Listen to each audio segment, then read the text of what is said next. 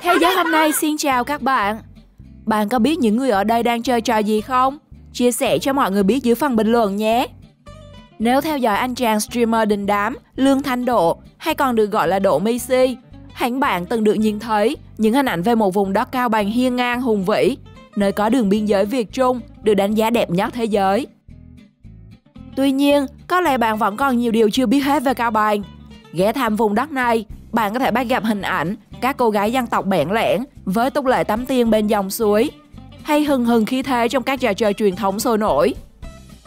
Đó là chưa kể, vùng đất này còn ẩn chứa nhiều câu chuyện tâm linh, quỷ dị mà chưa ai khám phá. Hãy cùng thế giới hôm nay khám phá 15 điều độc lạ của Cao Bằng mà bạn nên một lần ghé thăm nhé.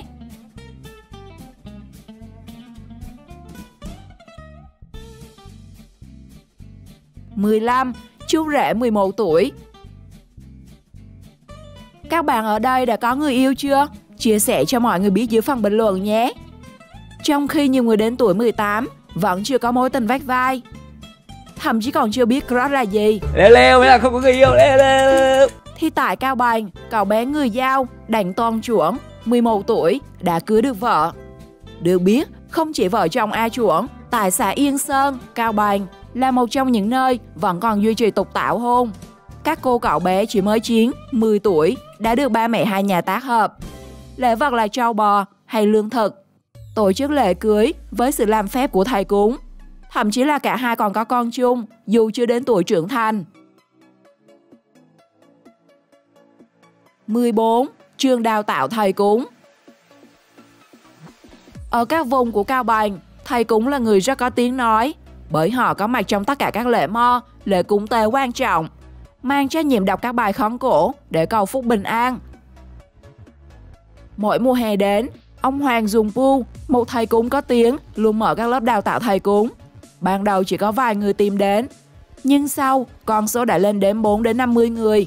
Có người còn chưa biết mặt chữ, đến cả có người là thạc sĩ du học Úc cũng tìm đến ngôi trường đặc biệt này để học.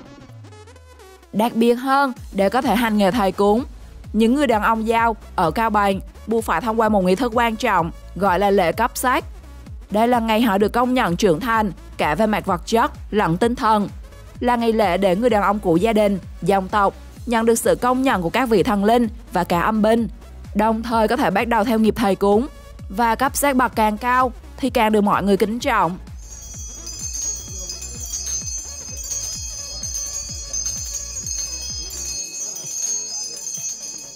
(13) Mỏ nước thần. Ở bản Lũng Sạn, xã Hồng Quang, huyện Quảng Uyên, tỉnh Cao Bằng, trong một khu vực điệp trùng núi non gần ruộng nương màu mỡ của bà con người Nùng, có một mỏ nước nổi tiếng tên là Ràng Phạc. Nó thấm đậm huyền thoại và dường như ẩn chứa trong mình một bí ẩn tâm linh khó mà giải thích được. Mỗi khi bà con đi ngang cần rửa mặt hay cần nước cho cháu uống, thì chỉ việc đọc câu thần chú và vỗ tay vài cái là nước từ dưới lòng một khe đá hình tròn có diện tích chỉ bằng cái mâm ăn cơm, nước bắt đầu đùng ra ào ạt.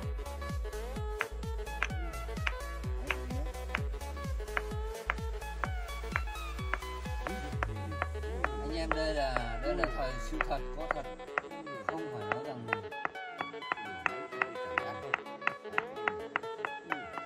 Mùa khô, mỏ nước có thể dâng đến 20 cm, nhưng tới mùa mưa thì có thể tràn đầy cả một vùng rộng lớn. Theo văn bản, dưới khe nước này có một hang động đầy vàng bạc đá quý. Những linh hồn cai quản sẽ làm nước dâng cao, đề phòng bọn cướp lấy của. Còn về mặt khoa học thì vẫn chưa có câu trả lời. Đây, nước nó lên này anh em này. Vừa kết hợp đập với lại là cả cái câu thần chú nữa anh em ạ. Thì bắt đầu nước nó lên này, nước lên này. 12. Làng đá Khuổi Kỳ. Để miêu tả những ngôi nhà quê Việt Nam, người ta thường nói đến nhà tranh vách đất. Nhưng tại Cao Bằng lại có một ngôi làng độc đáo khi mà những ngôi nhà sàn được làm bằng đá, mang một nét đẹp rất lạ, khác biệt hoàn toàn với những ngôi làng thường thấy của đồng bào dân tộc thiểu số vùng Đông Bắc. Làng Khuổi Kỳ cách thác Bản Dốc khoảng 2 km, có diện tích khoảng 10.000 m2, với địa thế tựa lưng vào núi đá. Phía trước mặt là dòng suối Khuổi Kỳ thơ mộng. Ngay từ lối vào, bạn sẽ thấy từ con đường, bờ kè, nhà ở đều được lát đá, Những bức tường đá rất chắc chắn, tạo nên vẻ đẹp rêu phong và cổ kính. Không chỉ vậy, ở ngôi làng này, người ta còn sử dụng đá để làm cối xay, bếp đập nước, các vật dụng sinh hoạt hàng ngày cũng bằng đá. Sự độc đáo này đến từ việc thờ phụng thần đá của người dân trong làng. Đá với người dân Khuổi Kỳ là trung tâm của vũ trụ, là khởi nguồn của sự sống. Đá ở đây vô cùng linh thiêng, là vị thần giúp bảo vệ cuộc sống yên bình của người dân trước mọi phong ba, khắc nghiệt của cuộc sống, của thiên nhiên. Nếu như có cơ hội đến với Cao Bằng, du khách đừng bỏ qua làng đá Khuổi Kỳ nhé.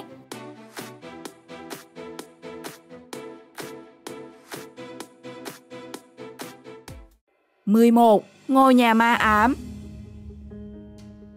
Tại xóm Phía Đén, xã Thành Công, huyện Nguyên Bình, Cao Bằng, có một ngôi nhà được xây từ thời Pháp thuộc, nhưng đã bị bỏ hoang trong rất nhiều năm. Trước đây, căn nhà là sở hữu của một địa chủ làm nghề buôn vàng.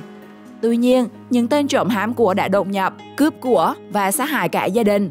Máu hòa cùng nước mưa đã lên láng, thấm đậm khắp cả căn nhà. Từ đó trở đi, nơi này vào ban đêm luôn xuất hiện tiếng than khóc, ai oán của những người xấu số. Những bức tường màu vàng ban đầu cũng đột nhiên thay đổi thành màu đỏ. Cũng từ đó mà nó còn được gọi là nhà đỏ. Nhiều câu chuyện kỳ bí cũng xảy ra. Nhiều người đã tìm đến đây để sống tạm, nhưng tất cả đã rời đi rất nhanh sau đó. Có người kể lại rằng, rõ ràng ban đêm họ đang ngủ trong căn biệt thự, nhưng tỉnh giấc đều thấy mình nằm lạnh cóng ngoài sân. Hồn ma đã lôi họ ra khỏi giường lúc nào không hay. Một điểm đáng sợ hơn, những người hay gia đình từng vào đó ở, từ khi nó bị bỏ hoang, đều trở nên bất hòa, lục đục trong gia đình, thậm chí là điên loạn. Nhiều thầy cúng đã được mời tới để làm phép, nhưng không ăn thua gì.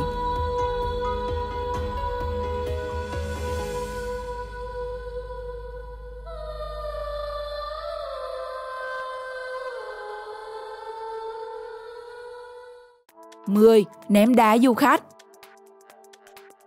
Trên đỉnh núi Phía Oách ở tỉnh Cao Bằng có một ngôi miếu cô được đồn đoán rằng rất linh thiêng, do đó mà quan khách từ bốn bể quanh năm đều kéo về để cúng bái.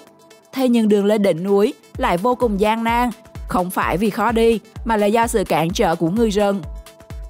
Người này sống lang thang trên núi, dùng đá, khúc cây tạo thành nơi ẩn nấp. Không biết nguyên do từ đâu, người rừng thường xuyên xếp đá to ra giữa đường, nhiều lần ném đá vào các xe chở khách lên núi, gây hư hỏng xe và tâm lý hoang mang cho khách du lịch. Thậm chí, người đàn ông này còn từng hành hung một nhân viên bảo vệ khoáng sản đang đi tuần. Cuối cùng, người rừng đã bị các anh cảnh sát mời lên phường uống trà.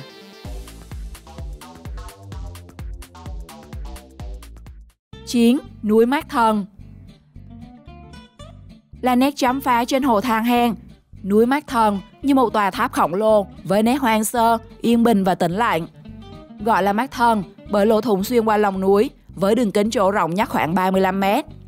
Kiệt tác của thiên nhiên này là nét độc đáo hiếm có trong hệ thống núi đá vôi tại Việt Nam, đã được hình thành từ hàng chục triệu năm trước.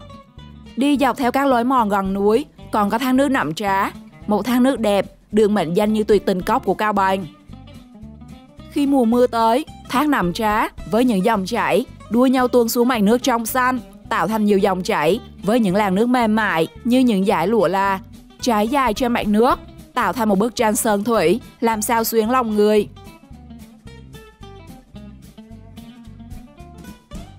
8. Kho báu 70 thúng vàng. Hỏi thăm những người dân ở xã Thông Huê, không ai không biết về hang động huyền bí đang ẩn chứa 70 thúng vàng. Đường vào hang khá nhỏ, sâu hun hút như một mê cung không thấy đáy, và nếu bước vào đây, chỉ một cái sải chân là có thể mất mạng bất cứ lúc nào. Theo lời kể, một địa chủ khét tiếng của vùng đã chôn sống 70 người cùng số của cải, để không ai có thể biết được địa điểm của số vàng hắn đang cất giấu trong hang. Từ đó trở đi, xung quanh hang luôn có nhiều đốm sáng bay lơ lửng, được cho là linh hồn không thể siêu thoát của những người làm công kia. Trước đây ở cửa hang động có một phiến đá to để chữ kim ngân thất thập đám, nghĩa là vàng bạc 70 thúng. Nhưng già làng Nông Văn Lúm đã cho người di dời nó đi một nơi khác để hạn chế những người tìm đến hang. Nhưng ở đâu thì đến nay đều không ai biết, và cũng chưa ai có thể tìm được xuống nơi cuối cùng để mang được kho báu về nhà.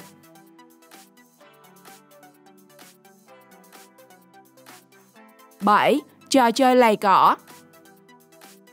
Trong các loại trò chơi truyền thống của người Tày, thì lầy cỏ, hay còn gọi là xài mạ, là một trò chơi đầy trí tuệ, mang đậm nét văn hóa dân gian đặc sắc riêng. Cách chơi không quá khó, nhưng đòi hỏi người chơi phải có sự nhạy bén trong từng con số. Khi chơi, họ sẽ đồng thanh hô một con số, nhưng số là do họ chọn, không cần phải giống nhau.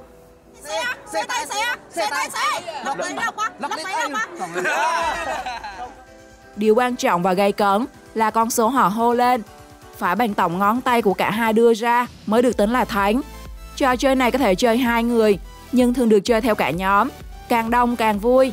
Và nó thường xuất hiện trong các tiệc rượu, lễ Tết, hay thậm chí là có cả cuộc thi riêng cho trò chơi truyền thống này. Hãy rủ bạn bè cùng chơi lầy cỏ xem khả năng phán đoán nhạy bén của bạn có thể hạ gục được bao nhiêu người, và chia sẻ cho mọi người biết nhé.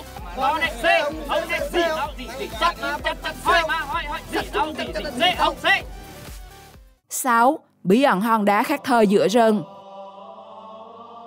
Giữa núi rừng Tây Bắc, người dân đã tìm thấy được một hòn đá bí ẩn, bị che khuất bởi những lùm cây leo, có khắc bài thơ kỳ lạ, kèm theo đó là một bức hình của một vị quan thời phong kiến. Theo lời của ông Vương Hùng, một cao lão sống ở gần đó, bức thơ khắc trên đá là do một nhà thơ thời vua Tự Đức. Do có tài mà không được trọng dụng, ông đã đi ngao du và trước cảnh đẹp của núi rừng, ông đã cho người khắc bài thơ lên đá. Nhưng mãi đến sau này, người ta mới phát hiện và tìm hiểu về nó. Trong suy nghĩ của những người dân bản địa, hòn đá kia chứa đựng trong đó cả một kho tàng về văn hóa, cũng như giá trị lịch sử của dân tộc, về một nhân vật có thật. Do đó nên cần có sự bảo vệ để tránh khỏi sự mai một sau này. 5. Tục tắm tiên. Tắm suối là một nét văn hóa của nhiều dân tộc miền núi. Vào buổi chiều tà, bên những con suối lững lờ trôi, nhiều cô sơn nữ sau một ngày lao động đã bò xuống công cụ trên bờ, hòa mình vào dòng nước để rửa sạch bụi bẩn. Họ sẽ mặc những chiếc váy đi từ từ xuống nước, nhấc váy từ từ để không ướt. Sau đó thì quấn nó lên đầu sau khi đã ngâm hết cả người. Vì là tập quán đã bao đời nay, nên các cô gái vừa tắm vừa trò chuyện, thậm chí là trai bạn trong làng cũng có thể bơi lội gần đó. Mà các cô nàng vẫn không sợ việc bị lộ những đường cong của cơ thể.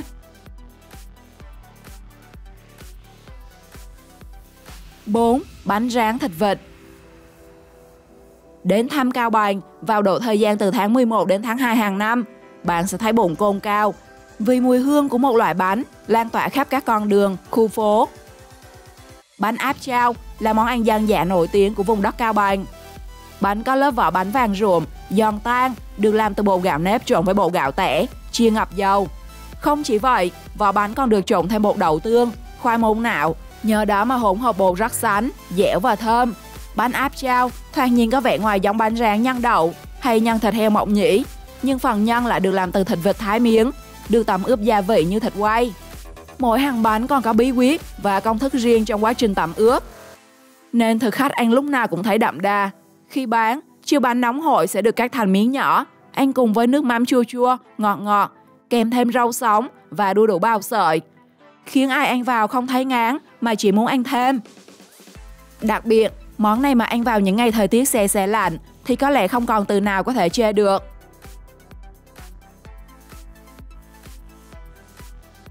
3. Đường biên giới đẹp nhất thế giới. Đã đến Cao Bằng, nếu không được đến thăm thác Bản Dốc thì có lẽ là một tiếc nuối rất lớn đối với bất kỳ ai. Bởi lẽ đây là một trong những thác nước nổi tiếng, không chỉ ở nước ta mà còn được bạn bè quốc tế biết đến, đồng thời lọt top những đường biên giới tự nhiên đẹp nhất. Vì thác nằm giữa biên giới Việt-Trung nên có hẳn hai tên theo tiếng của hai quốc gia. Một trong những điều tạo nên vẻ đẹp của thác Bản Dốc là ở phần thác chính.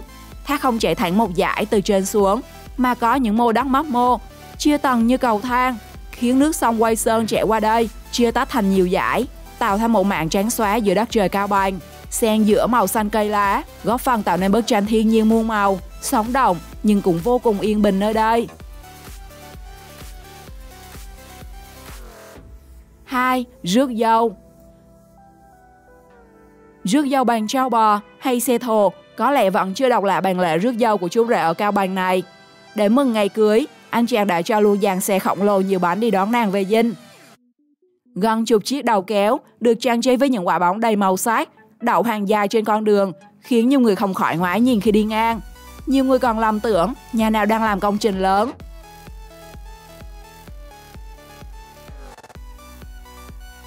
1. Chuột túi. Bình thường khi nhắc đến chuột túi, người ta sẽ nghĩ ngay đến nước Úc xa xôi. Nhưng không bạn ơi, Cao Bằng Việt Nam cũng có chuột túi đấy. Không biết mấy chú đã vượt biên như thế nào, nhưng người dân ở Cao Bằng đã phát hiện được 3 chú chuột túi có trọng lượng mỗi con lên đến 13 kg. Hiện lực lượng chức năng đã bàn giao kiểm lâm và đưa chúng tới Trung tâm Cứu hộ, Bảo tồn và Phát triển Sinh vật Hoàng Liên.